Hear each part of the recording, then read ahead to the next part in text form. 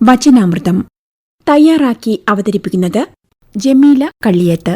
ചെറുപ്പത്തിൽ നാടുവിട്ടുപോയ വൈക്കം മുഹമ്മദ് ബഷീർ ഏറെക്കാലത്തെ തീക്ഷ്ണമായ അനുഭവങ്ങൾക്കും അലഞ്ഞു നടപ്പിനും ശേഷം ഒരുനാൾ സ്വന്തം വീട്ടിലേക്ക് തിരിച്ചു പോന്നു. പരിക്ഷീണനായി അർദ്ധരാത്രി വീട്ടിലെത്തിയ അദ്ദേഹം കണ്ടത് ഭക്ഷണം തയ്യാറാക്കി വെച്ച് തന്നെയും കാത്തിരിക്കുന്ന മാതാവിനെയായിരുന്നു. താൻ വരുന്ന കാര്യം മാതാവെങ്ങനെ അറിഞ്ഞുവെന്ന് അദ്ദേഹം അത്ഭുതപ്പെട്ടു. ബഷീർ നാടുവിട്ട അന്നു മുതൽ പ്രിയപ്പെട്ട മകൻ വരുമെന്ന പ്രതീക്ഷയിൽ ആ മാതാവ് എന്നും ഇതുപോലെ കാത്തിരിക്കുന്നുണ്ടായിരുന്നു. കാത്തിരിക്കാൻ സ്വന്തക്കാരുണ്ടെന്നും കയറിച്ചെല്ലാൻ ഒരിടമുണ്ടെന്നുമുള്ള ബോധ്യമാണ് യഥാർത്ഥത്തിൽ കുടുംബം എന്ന പരിപാവനമായ ചട്ടക്കൂട്. സമൂഹത്തിൽ മനുഷ്യന് ലഭിക്കുന്ന തണലാണ് കുടുംബം. ഒരു മനുഷ്യൻ്റെ ജീവിതം ആരംഭിക്കുന്നത് അവിടെ നിന്നാണ്. ഉറവ പറ്റാത്ത സ്നേഹത്തിൻ്റെ യഥാർത്ഥ ഉത്ഭവസ്ഥാനമാണ് അവിടം. വരണ്ടുണങ്ങിപ്പോയേക്കാവുന്ന ജീവിതത്തിന് തണലേകുന്ന വൻവൃക്ഷം. ഏതലച്ചിലിന് ശേഷവും ആരോടും ചോദിക്കാതെ വന്ന് ചേക്കേറാനുതകുന്ന വൻമരം. ഏത് സങ്കടങ്ങളിലും ആർദ്രതയോടെ ചേർത്ത് പിടിക്കാവുന്ന സാന്ത്വനത്തിൻ്റെ ആലിംഗനം. മനുഷ്യന് ദൈവം നൽകിയ മഹത്തായ ദാനമെന്നല്ല, അത്ഭുതപ്പെടുത്തുന്ന ഒരടയാളം. അത്ര മനോഹരമായ ഒരു ഗേഹം ലോകത്ത് വേറെയില്ല. വേർപ്പെടുത്താൻ കഴിയുന്ന ഒരു ബന്ധത്തിൽ നിന്നും ഒരിക്കലും വേർപ്പെടുത്താൻ കഴിയാത്ത നിരവധി ബന്ധങ്ങൾ മുളപൊട്ടുന്ന വിസ്മയമാണ് അവിടം. മനുഷ്യൻ്റെ ഉത്ഭവം മുതൽ തന്നെ ഇണയും തുണയുമായിട്ടാണ് ജീവിതം ആരംഭിച്ചിട്ടുള്ളത്. വിവാഹമാണ് കുടുംബത്തിൻ്റെ അടിത്തറ. ഇണയും തുണയുമാവേണ്ടത് സ്ത്രീയും പുരുഷനുമാണെന്നത് ദൈവിക ഇച്ഛയാണ്. മനുഷ്യനിൽ മാത്രമല്ല, പ്രകൃതിയിലെ മറ്റ് ജീവജാലങ്ങളിലെന്നല്ല, സസ്യലതാദികളിൽ കൂടി നമുക്കത് കാണാൻ കഴിയും. പരസ്പരം അവകാശങ്ങളും ബാധ്യതകളും വന്നു ചേരുന്ന ബലിഷ്ഠമായ പാവനമായ ഒരു കരാറാണ് വിവാഹം. അതായത് ഇണയും തുണയുമായി ജീവിക്കാനുള്ള ആശീർവാദം. ദൈവം സൃഷ്ടികളുടെ ഉള്ളിൽ നിക്ഷേപിച്ച സ്നേഹവും കാരുണ്യവും ദയയും ആർദ്രതയുമാണ് ഇതിൻ്റെ ഊർജ്ജസ്രോതസ്സ്.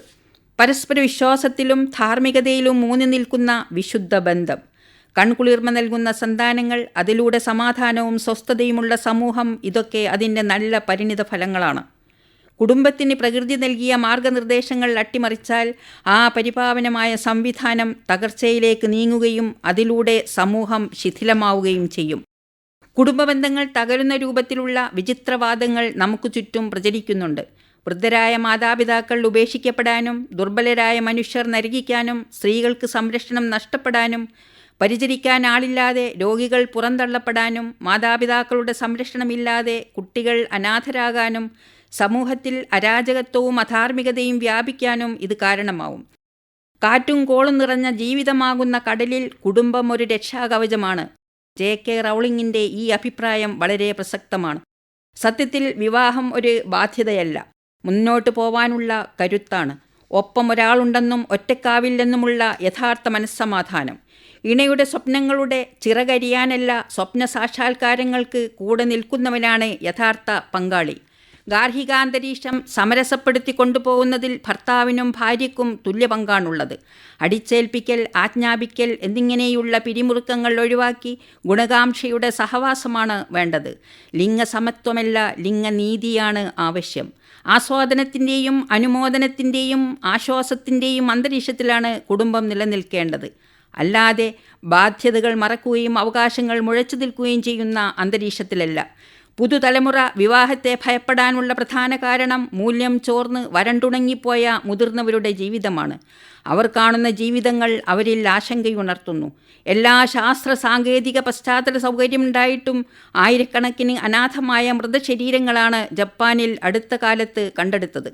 കുടുംബമെന്ന ദിവ്യാനുഗ്രഹത്തെ തിരിച്ചു പിടിച്ചുകൊണ്ട് മാത്രമേ സന്തോഷകരമായ ജീവിതം പടുത്തുയർത്താനാവൂ. നിങ്ങളിൽ ഏറ്റവും മികച്ചവൻ ഭാര്യയോട് നന്നായി പെരുമാറുന്നവനാണ് എന്ന തിരുവചനം ഇത്തരുണത്തിൽ ഓർക്കേണ്ട ഒന്നാണ്. ജമീല കള്ളിയത്ത് തയ്യാറാക്കി അവതരിപ്പിച്ച വചനാമൃതമാണ് ഇതുവരെ കേട്ടത്.